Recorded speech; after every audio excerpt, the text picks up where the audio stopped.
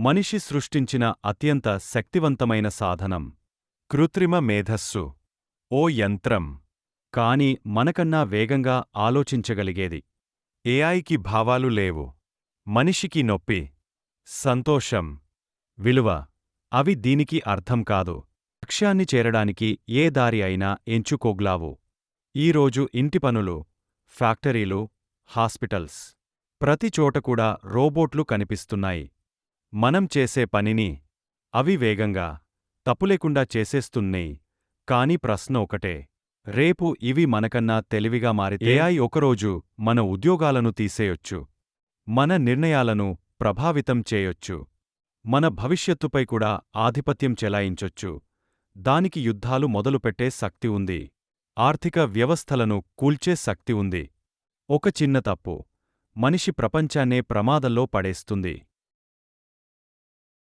AI మన శత్రువు కాదు. కాని నియంత్రణ లేకపోతే మన తనం, మన స్వేచ్ఛ, మన భవిష్యత్తు కూడా రోబోట్ల చేతుల్లోకి జారిపోవచ్చు. భవిష్యత్తు మన నిర్ణయాల్లోనే ఉంది. ఏఐని జాగ్రత్తగా వాడితే అది వరం, అజాగ్రత్తగా వాడితే అది ప్రమాదం. ఇది మనిషి రాస్తున్న చరిత్ర కాదు, యంత్రాలు రాస్తున్న భవిష్యత్తు.